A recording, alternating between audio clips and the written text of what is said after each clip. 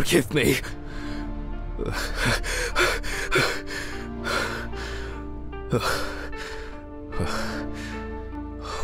What? Christ. What a dream. Ah, fuck.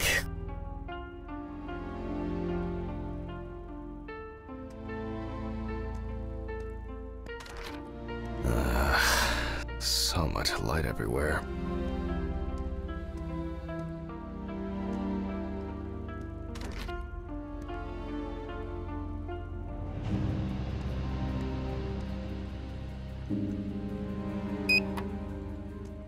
Oh shit.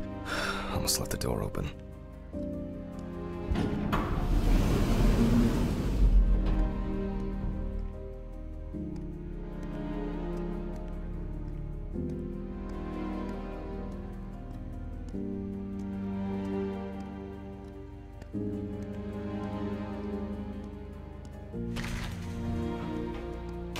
A pill a day keeps the defective Jack away.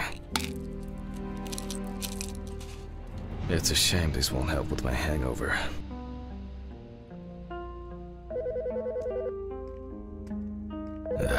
The fucking phone. Okay. I know I'm late. I'll be there soon. It's not like the dead are impatient. Jack, no. Alice? Who is this? It's Charlotte Graves. Oh God, I'm sorry. I didn't recognize you. I thought it was work calling. It's okay. I hate it when work calls me at home too. How is everything? We haven't talked since, you know. Well, there are good days, and there are bad days. What can I say? At least I can hide away at work. Well, you always were the most comfortable in the dissecting room. Listen, I have an unusual request. Okay, how can I help? It's nothing serious. I just wanted to ask. Do you have any pictures of Alice? Maybe one where the two of us are together? I'd love to have something to remind me of her. I guess. I'm not sure. I'll look through her things. Thank you. I'm sorry to trouble you with this. All this can't be easy for you. I'll get through it somehow. I've been meaning to sort through her stuff for a while. Have you asked Stephen if he has anything? Yes, I spoke with him this morning. He said he gave everything to their mother and that I should ask you. I see. Jack, I know you're trying. That you cope somehow. Stephen's there for you. Although, well, we all know how he can be. But, I mean, if you wanted... Thanks. Got it. Yeah, and you... Well, that was a bit I should probably find something to send.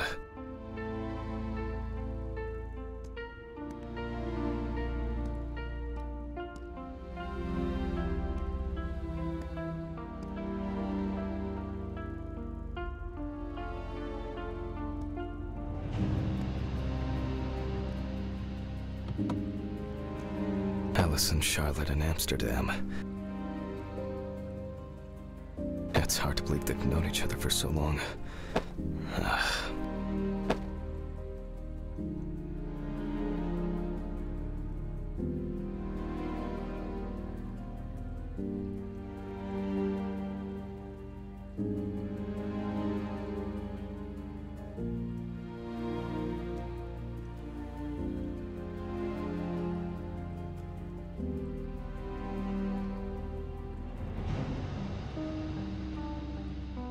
It's been almost a year.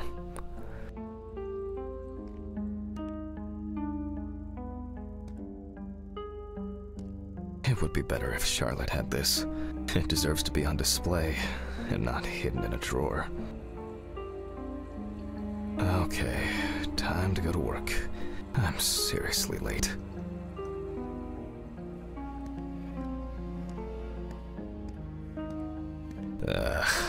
I should grab some coffee and aspirin on the way.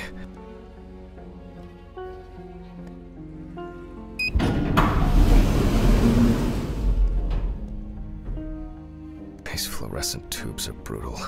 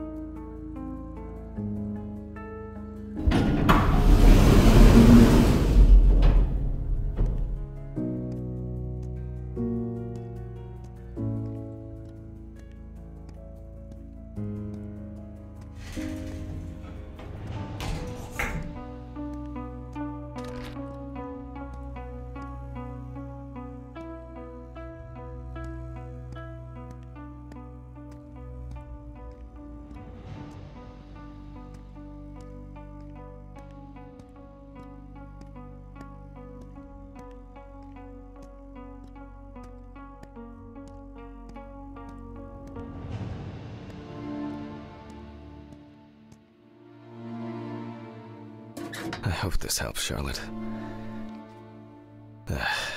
Okay. All done here. Time to go. Huh?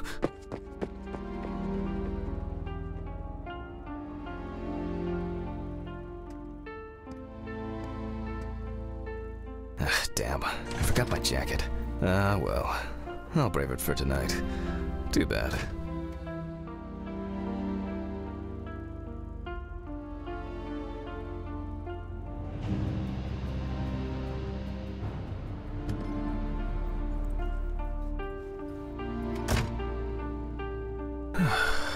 Nice and fresh. At least it's peaceful here.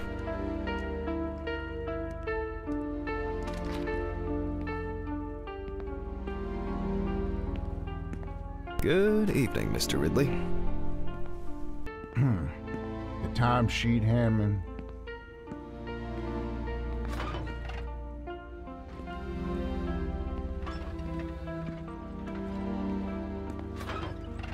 Some corpses have more personality than this guy.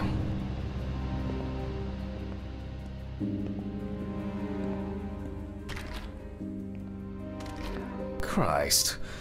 Who leaves the window open in the middle of November? So I'd better check the answering machine.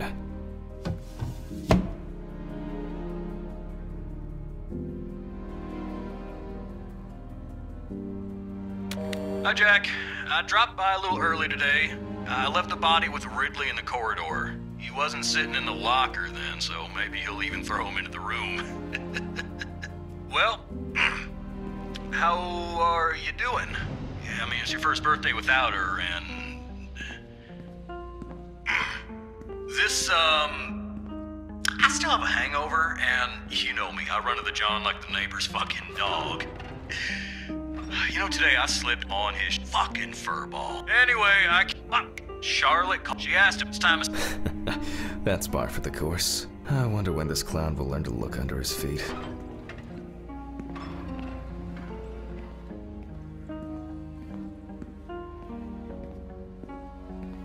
Birthday. I actually forgot it was today.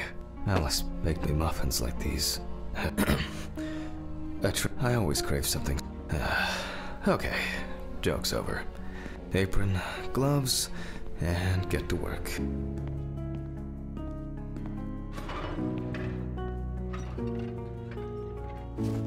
Ah, man. I remember you. You were on that talent show. What was your name again? I need to order another batch of these. I've got to remember to do that later. And that's the whole point.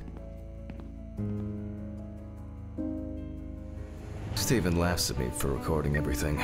He says I have a bigger collection of stuff like this than most of the creeps he's caught. November 21st, 1991. Time, 9:13 p.m. The autopsy is conducted by Jack Hanman. Lecture for the Medical University of Missouri. After yesterday's lecture, you should already know the ins and outs, so today we'll be consolidating our knowledge. So, where do I start? That's right, police folder. Ah, yes, Samantha Barker. Now found in her own apartment by police, but during the interrogation, the deceased was found in her own after her first album. When questioned, Friends admitted that Samantha's last days before losing contact seemed extremely happy and relaxed. She also quit drinking. Okay, now we can continue with the examination. Again, begin by taking photographs of the cadaver. I guarantee that over time it will cease being embarrassing for you. First, we photograph the whole body.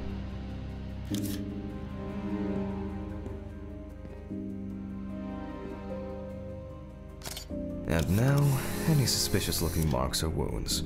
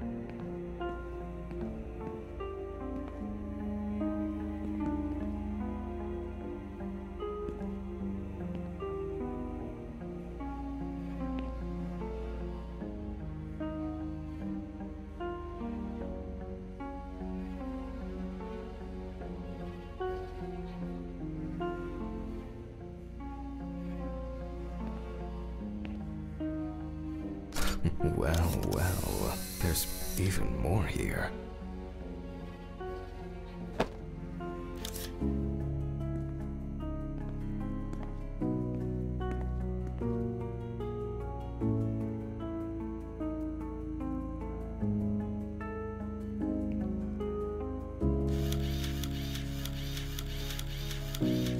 Interesting.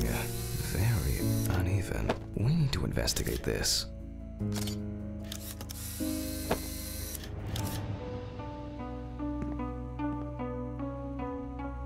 You don't get such bruises from a normal contusion.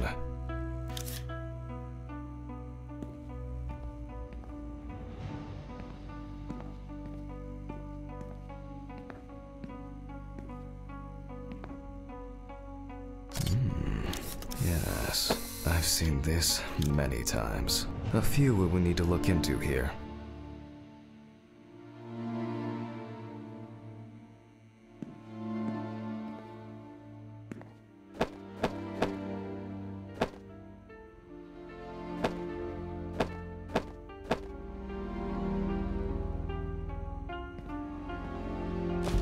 Notes prepared. Time to take a closer look.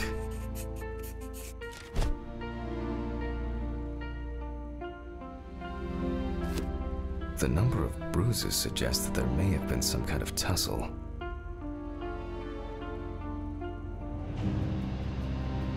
Some furrows have imprinted more strongly, others less, as if someone was... Such more...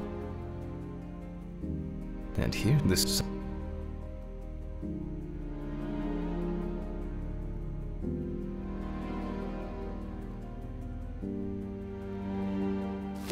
More new... We have some leads to investigate here. Let's write this down.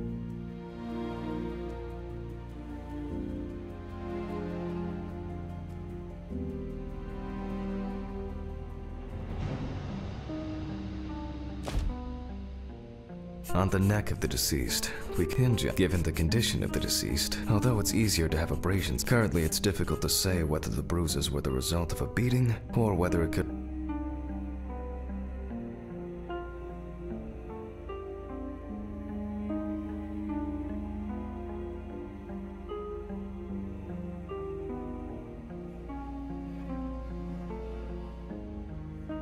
A severed spinal cord. I'll add barbiturates to the list of necessary to be checked in the lab later.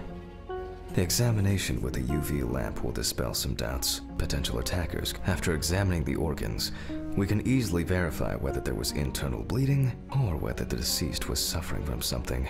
Given the testimony of the victim's friend, I add alcohol poisoning to the list. A blood test will no doubt but first I'll check for external traces. For this, we use the good old UV lamp. I look carefully at the whole body. UV rays will reveal any traces. Right hand, the area around the head is empty. Legs, there's nothing here.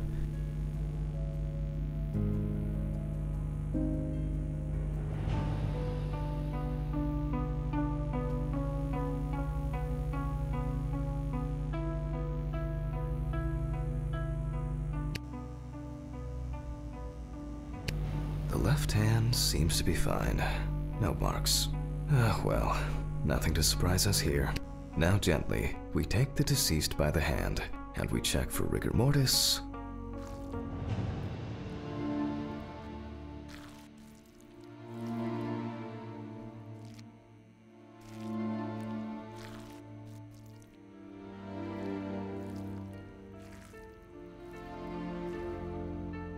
Again, the hand falls freely.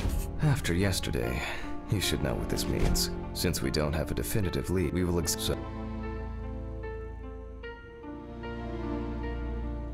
I dissect the skin of the deceased.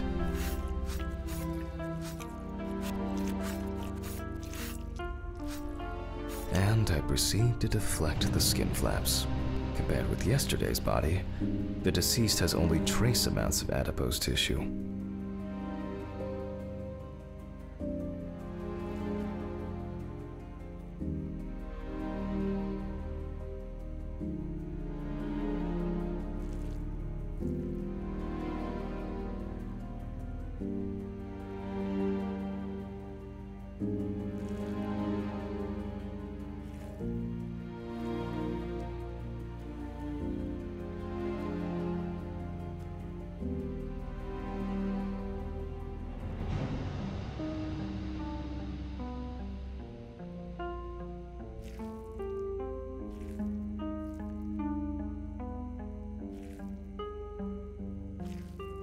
Now for the ribs.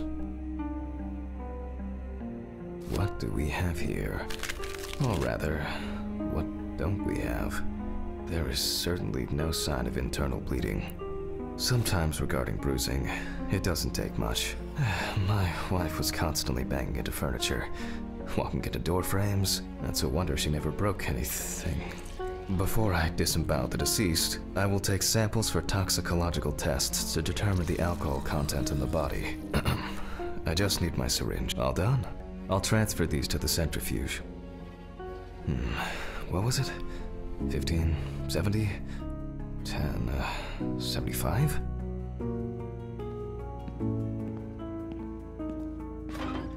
Maybe one day I won't need my notebook. Numbers have never been my strong point. It's probably why I regularly forgot birthdays and anniversaries. I'm lucky Alice always forgave me.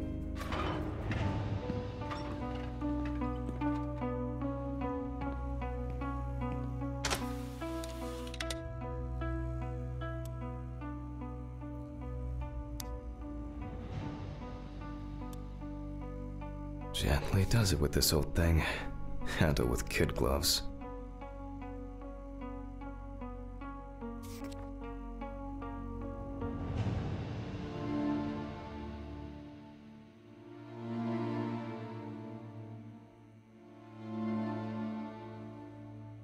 I'm starting the centrifuge. Let's see what results. My own, but ideal for... The laboratory is already open, so... Fucking hell! Ridley! Mr. Ridley! Where is he? The fuses need resetting. Fuck it. I'll do it myself. I swear there was a flashlight in here.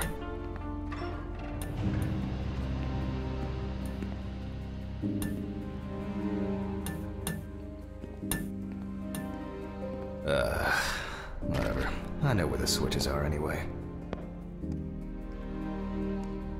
First the right, and then the left. And voila.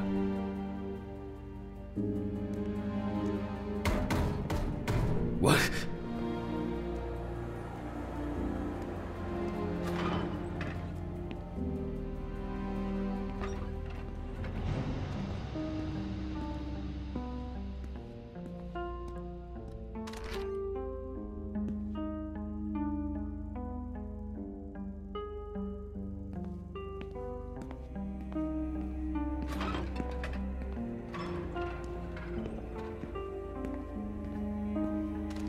What the?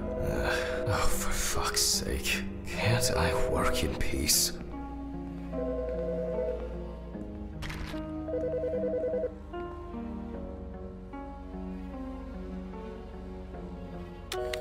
Jack Hanman speaking.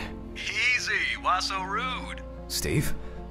Sorry, man. This place is falling apart, and Ridley won't even lift a finger to help. You just can't work here. Did the centrifuge trip the fuses again? Yeah, eventually everything's gonna go up in smoke. Look on the bright side. It's a free cremation with your autopsy. Jesus, stop it. That shit pisses me off. Okay, sorry, Jack. Anyway, I'm calling to ask how the autopsy's going. Soon there'll be journalists sniffing around for info, so we'd best be ready. I'll whiz through this in a couple of hours. It doesn't look like a complicated case to me. More of a formality. The report will be available in the morning. Sounds great. Thanks. Phew! How's your head? Well, my head seems better than yours. On the way to work. Holy fuck. Jack, turn on the radio. What? What's happening? Quiet.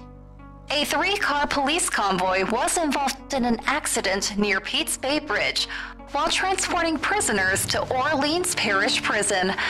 At the moment, we do not know the exact number of victims or whether any of the convicts escaped. However, the scale of the accident indicates a large number of victims, possibly even fatal ones. Police are on their way to investigate the incident and secure the area. We know that the injured prisoners are on death row. The police were to transport them to their execution, which was to take place tomorrow morning. Many of them are very dangerous criminals. We will report on the matter on an ongoing basis, so stay tuned with us. What? Steven, was Red Pete one of the passengers? He was, wasn't he? What if he survived? Jack, I have to go. They want me on site. What if he survived? I gotta go. Talk to you later, okay? Fuck. Calm down, Jack. Pills. I need my pills. You heard him, Jack. A serious accident. Lots of victims. He's definitely dead. Yes. Nothing's going to happen. Christ. I've got to get back to work.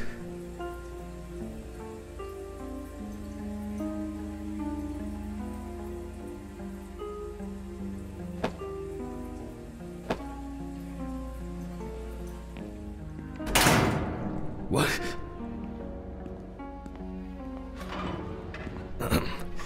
Technical break. At least I know I can pursue a career as my own, but ideal for all the fluid tests I need to perform during an autopsy. My own, but fucking hell!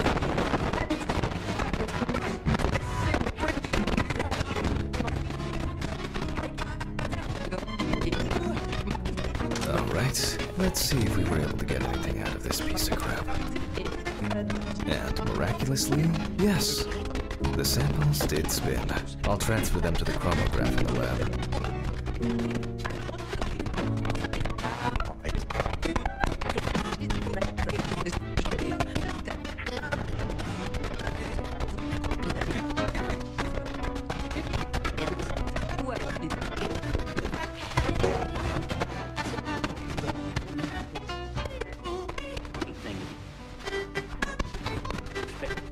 It's been a while since the eyewash in this thing was changed. It's probably a health hazard now.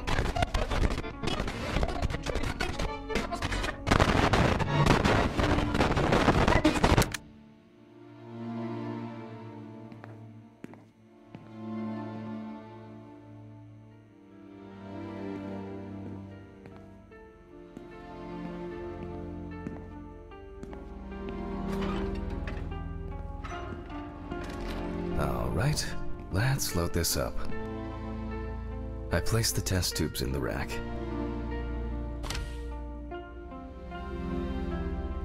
Now, just take 5 milliliters from each.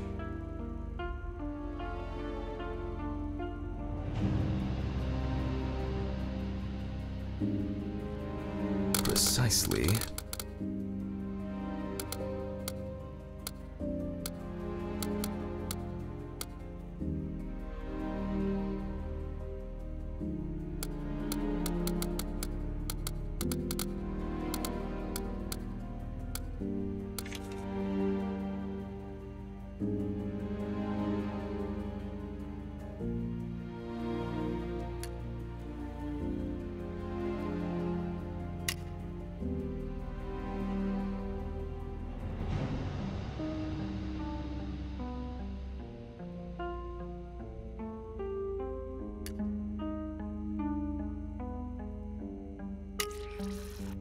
And the next.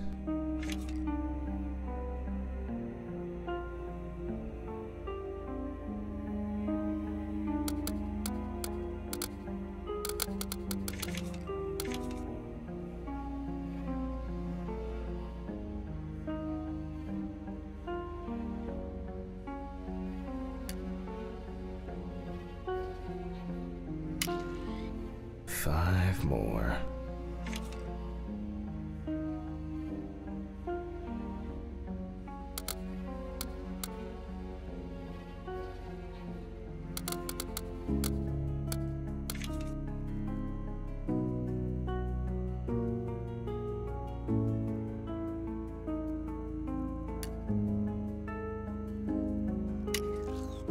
We put the prepared sample into the machine.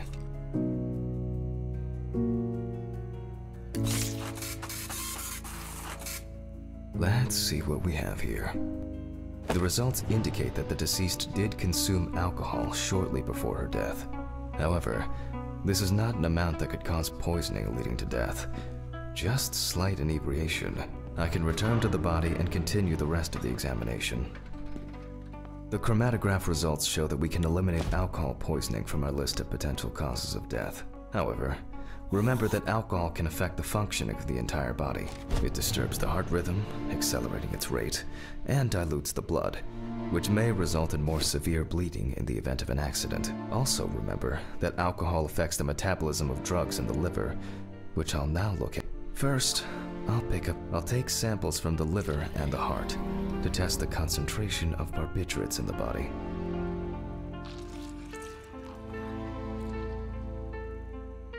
That's enough. I'll do the test later. I'd best not try my luck with the centrifuge right now.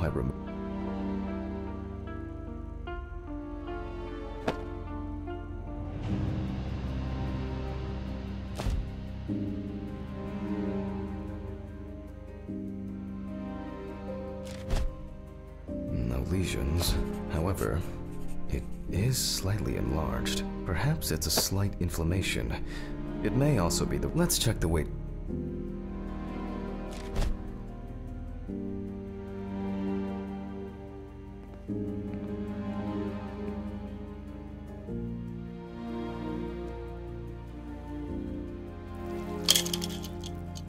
The weight is...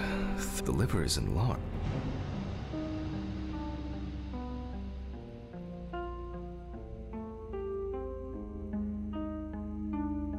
I'll move on to a cross-sectional study. Perhaps the enlargement is the result of early cancerous changes. The blade glides through smoothly. I don't feel like I'm encountering any changes with an unusual structure.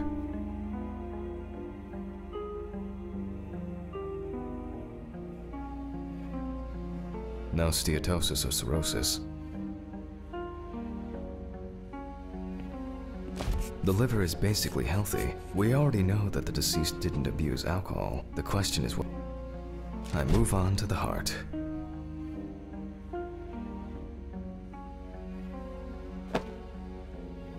Oh. At a glance, we can see signs of a heart attack. The deceased is definitely too young to have a heart. The liver isn't so...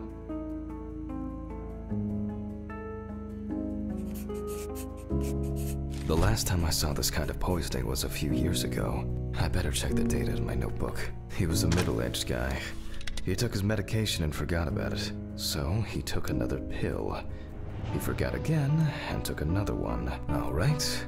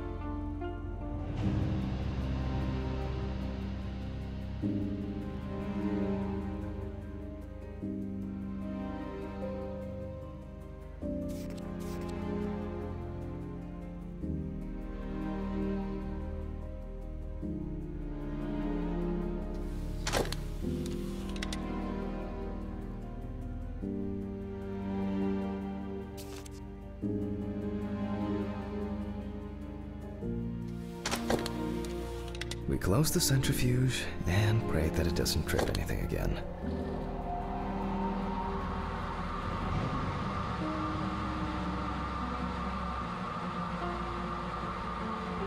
It looks like our luck is in.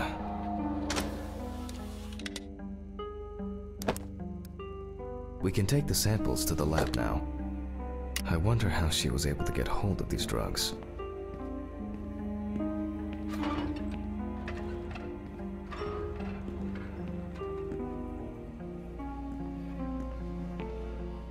Okay, 2 samples this time.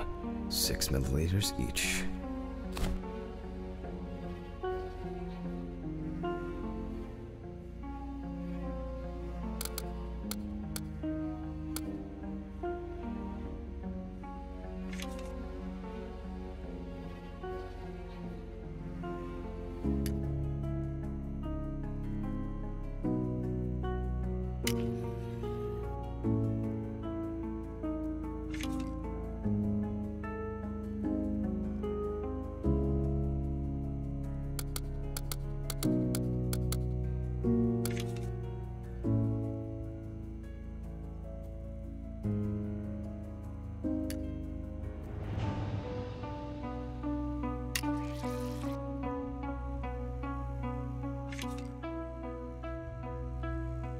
Well, let's see how much of it we find.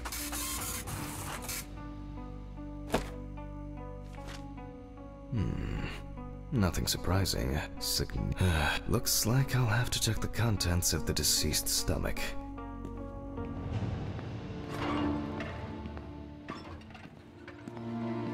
The tests showed that the collected blood contained enough barbiturates to cause cardiopulmonary collapse. The question now is whether it was an accident or a deliberate act. I'm proceeding to examine the stomach. Before extraction, I ligate the entire organ to prevent its contents from spilling out.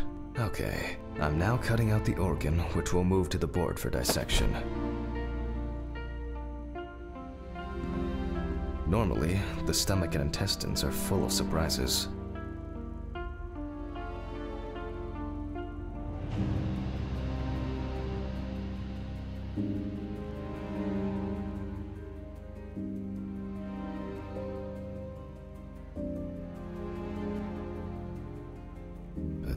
This time, we see remnants of undigested.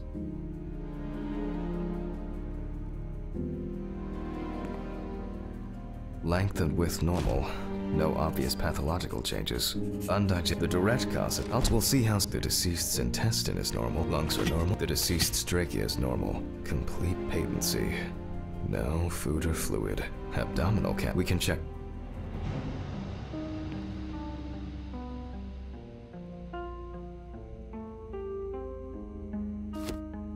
I make a cut to open the lid of the victim's skull and remove the brain.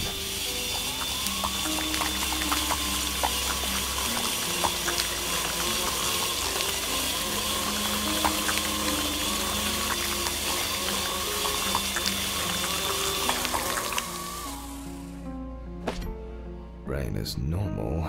No obvious lesions. Alright, I need to dissect it on a board. Using a knife, I carefully cut through the brain tissue. I peek inside a bit, and... I don't think there's anything worth noting.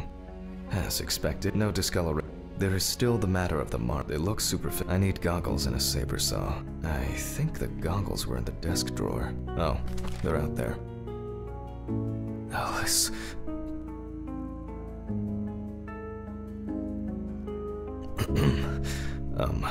Saw. I need saw. Fuck. I don't see it here. Oh.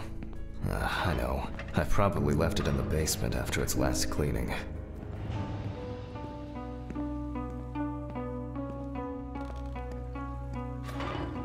Mr. Ridley, I need a key to the basement. It's in the social room. Why is the key lying at the... never mind. Thank you. Hey, Hammond. Did you hear about the... If only he could put that much enthusiasm into his work. I get the feeling that searching through this rubbish is more pathogenic than working with corpses. Please, may this be the last trip.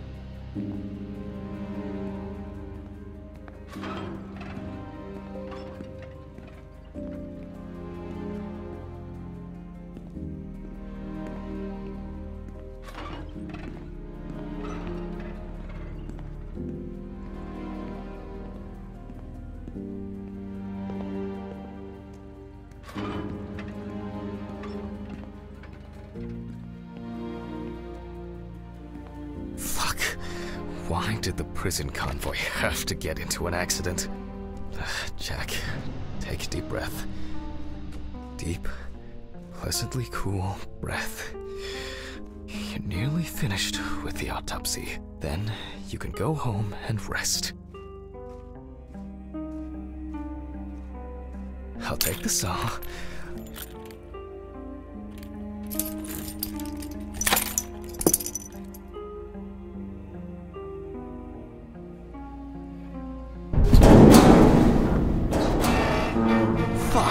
It's jammed! Doesn't anyone do maintenance around here? Damn hatch. Damn red Pete. Will I... If only...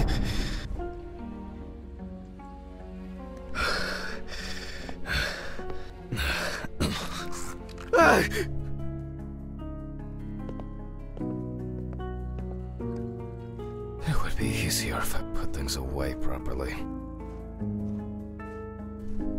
Damn student lectures and their fucking props.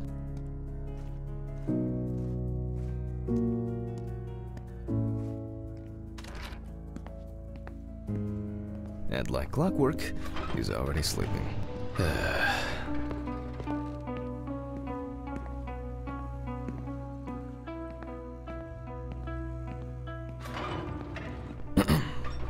Sorry for the short interruption. I hope you all took the opportunity to grab some coffee.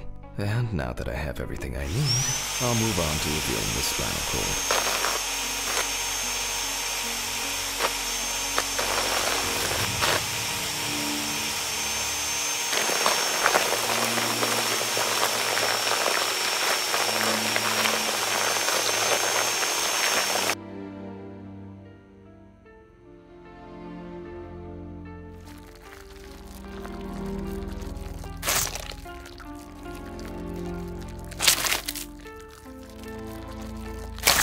Spine is removed. I can see that the spinal cord was not severed. This shows that apart from the marks around the neck, hanging didn't negatively affect the condition of the deceased. Ladies and gentlemen, almost over. Now, the direct contract.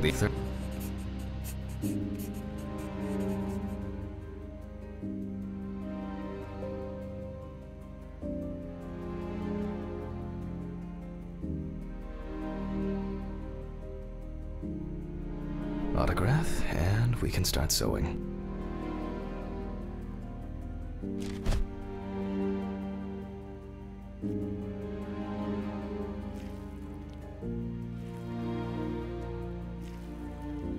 At home, it was a help and comfort. On death row, a farewell to the convicts. Well, thank you for your attention.